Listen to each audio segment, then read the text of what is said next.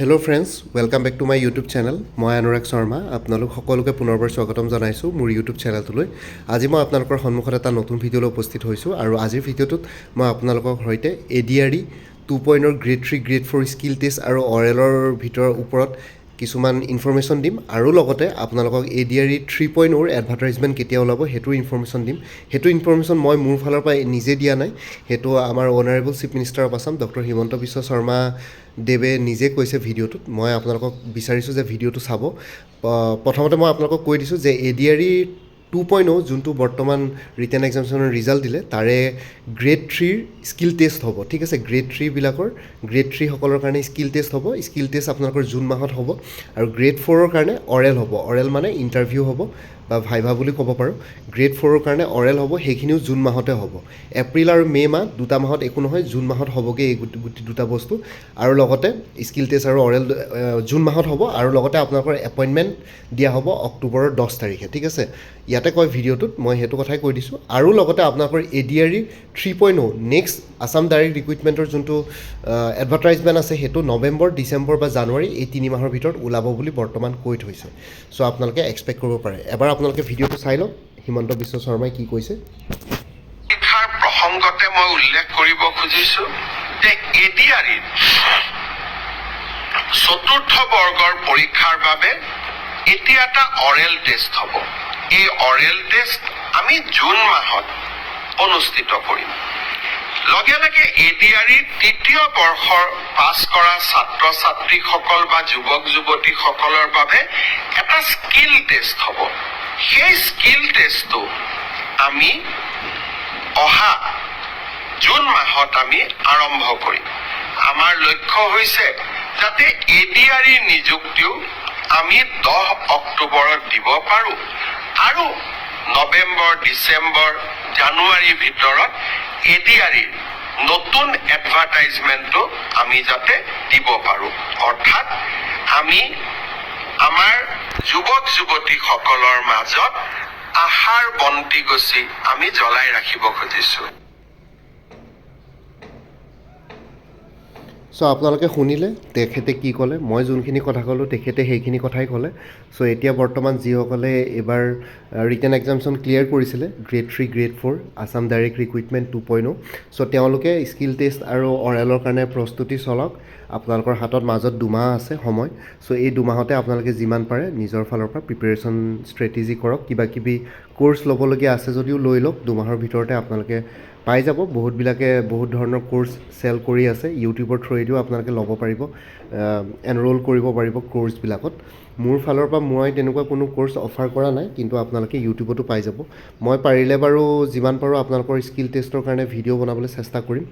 Grade 3ৰ যিখিনি computer skill test থাকে সেইটোৰ কাৰণে চেষ্টা কৰিম বাৰু। আৰু লগতে আপোনালোকৰ গ্ৰেড ADRE 3.0ৰ কাৰণে যিসকলে এইবাৰ ক্লিয়াৰ কৰিব নোৱাৰিলে, ঠিক আছে, চ' তেওঁলোকেও ADRE 3.0ৰ কাৰণে প্ৰিপেৰেশ্যন কৰা ষ্টাৰ্ট কৰি দিয়ক লাহে লাহে এতিয়াৰ পৰা। তেতিয়া গৈ পেলাই সেইটো সময়লৈকে আপোনালোকৰ ধুনীয়াকৈ প্ৰস্তুতি হৈ যাব। ঠিক আছে, চ' ইমানেই আছিলে ক'বলগীয়া কথা। আৰু বাকী আপোনালোকে যদি আপকামিং এক্সামছবিলাকৰ কাৰণে প্ৰিপেৰেশ্যন কৰি আছে তেতিয়াহ'লে আপোনালোকে গম পায় যে APSCয়ে নতুনকৈ দুটা এডভাৰটাইজমেণ্ট ওলাইছিলে ইনস্পেক্টৰ অফ লিগেল মেট্ৰলজি। তাৰ কাৰণে জেনেৰেল ষ্টাডিজৰ কাৰণে এটা ফুল কোৰ্চ পাই যাব মোৰ তাত 150 ৰুপিছত এভেইলেবল আছে। লগতে APSC জুনিয়ৰ ডেভেলপমেণ্ট অফিচাৰৰ ফুল কোৰ্চ এভেইলেবল আছে 175 ৰুপিছত। আৰু DME গ্ৰেড 3 নন টেকনিকেলৰ এডমিট কাৰ্ড ৰিলিজ কৰিলে। আপোনালোকৰ 30 মাৰ্চত পৰীক্ষা অনুষ্ঠিত আছে, মানে কাইলৈৰ দেওবাৰটো পাৰ হৈ পেলাই নেক্সট ছানডে পৰীক্ষা হ'ব আপোনালোকৰ। চ' তাতে 38 মাৰ্চ 2025 DME গ্ৰেড 3 নন টেকনিকেলৰ কাৰণে এটা ফুল কোৰ্চ এভেইলেবল আছে 325ত। DME গ্ৰেড 3 নন টেকনিকেলৰ মক টেষ্ট চিৰিজ এটাও আছে 90 ৰুপিছত এভেইলেবল আছে। DME গ্ৰেড 3 নন টেকনিকেলৰ ফুল কোৰ্চ প্লাছ মক টেষ্ট চিৰিজ যদি কোনোবাই লয় 400 ৰুপিছত এভেইলেবল আছে। আৰু APSC এছিষ্টেণ্ট একাউণ্টছ অফিচাৰ APDCLৰ পৰীক্ষা অহা কাইলৈ আছে 23 মাৰ্চ, তাৰ কাৰণেও ফুল কোৰ্চ এভেইলেবল আছে। General English, general knowledge, mathematics, descriptive 375ত। আৰু কোনোবাই কোনোবাই যদি একাউণ্টেঞ্চি কোৰ্চ ছাবজেক্ট হিচাপে ল'ম বুলি ভাবিছে তেতিয়াহ'লে এটা এক্সটাৰ্নেল লিংক শ্বেয়াৰ কৰিম, তাতে 3000 মান একাউণ্টেঞ্চি ৰিলেটেড MCQs পাই যাব। আৰু লগতে আৰু AGCL পৰীক্ষা APSC assistant accounts officer AGCL কাৰণে যদি কোনোবাই যদি প্ৰস্তুতি চলাই আছে তেনেহ'লে 6 এপ্ৰিলত পৰীক্ষা আছে, তেওঁলোকেও এইটো কোৰ্চে ল'ব পাৰিব কাৰণ এক্সাম পেটাৰ্ণৰ চিলেবাছ একেই। তাৰোপৰি এডভেট IASৰ ফালৰ পৰা এটা টেষ্ট চিৰিজ আগবঢ়োৱা হৈছে APDCL AGCLৰ এছিষ্টেণ্ট একাউণ্টছ অফিচাৰৰ, তাৰ কাৰণে এটা কম্প্ৰিহেনচিভ টেষ্ট চিৰিজ 999 পাই যাব। ইয়াতে আপোনালোকে general studies, general knowledge, general English, mathematics descriptive আৰু optional subject accountancy mathematics statistics ইয়াতে পাই যাব। আৰু কোনোবাই যদি প্ৰিলিমিনেৰী APSC CCৰ প্ৰিলিমিনেৰীৰ কাৰণে প্ৰিপেৰেশ্যন কৰিম বুলি ভাবিছোঁ, যিহেতু এডভাৰটাইজমেণ্ট ওলাই যাব এইকেইদিনতে, তাৰ কাৰণে এটা ক্ৰেছ কোৰ্চ এভেইলেবল আছে এডভেট IASৰ ফালৰ পৰা। আৰু লগতে APSC জুনিয়ৰ এডমিনিষ্ট্ৰেটিভ এছিষ্টেণ্টৰ কাৰণে ফুল কোৰ্চ এভেইলেবল আছে 375ত। ফেজ 1ৰ কাৰণে ফুল কোৰ্চ এভেইলেবল আছে জেনেৰেল ষ্টাডিজ পেপাৰখনৰ ওপৰত, আৰু ফেজ 2ৰ কাৰণে জেনেৰেল ইংলিছ আৰু প্ৰিচি ৰাইটিং কোৰ্চটোত পাই যাব। আছাম পুলিচ কনিষ্টবল আৰু অন্যান্য পষ্টসমূহৰ কাৰণে ফুল কোৰ্চ এভেইলেবল আছে 325ত। APSC ষ্টেন'গ্ৰাফাৰ গ্ৰেড 2ৰ কাৰণে ফুল কোৰ্চ এভেইলেবল আছে 275ত। উমেন এণ্ড চাইল্ড ডেভেলপমেণ্টৰ ষ্টেটিষ্টিকেল এছিষ্টেণ্টৰ ফুল কোৰ্চ এভেইলেবল আছে 325ত।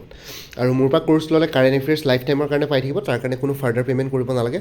জাষ্ট প্ৰত্যেক মাহৰ ষ্টাৰ্টিঙতে এটা ৰিমাইণ্ডাৰ মেছেজ দিলেই হ'ল হোৱাটছএপতে যে প্ৰিভিয়াছ মান্থ বা লাষ্ট মান্থৰ কাৰেণ্ট এফেয়াৰ্ছ লাগে। এতিয়া বৰ্তমান কাৰেণ্ট এফেয়াৰ্ছ 2024 ফুল ইয়েৰ আৰু 2025 জানুৱাৰী ফেব্ৰুৱাৰী কভাৰ কৰা হৈছে। মাৰ্চ মাহটো কমপ্লিট হ'লে এপ্ৰিল মাহত আপোনালোকে মাৰ্চ মাহৰ কাৰেণ্ট এফেয়াৰ্ছখিনিও পাই যাব। চ' কোনোবা যদি ইণ্টাৰেষ্টেড কেণ্ডিডেটছ আছে তেতিয়াহ'লে এই হোৱাটছএপ নম্বৰটো মেছেজ কৰি জনাওক 9706557851। আপোনালোকক কোনটো কোৰ্চ লাগে, কোৰ্চৰ কণ্টেণ্টছখিনি শ্বেয়াৰ কৰিম, লগতে পে'মেণ্টৰ লিংক দি দিম। পে'মেণ্ট কৰাৰ লগে লগে গোটেই কোৰ্চটো নিজৰ হোৱাটছএপত PDF ফৰ্মেটত পাই যাব। আৰু ইয়াতে যোনটো হোৱাটছএপ নম্বৰ দিয়া আছে এইটো অনুগ্ৰহ কৰি কল নকৰিব, এইটো জাষ্ট হোৱাটছএপ মেছেজৰ কাৰণে এভেইলেবল, কলৰ কাৰণে এভেইলেবল নহয়।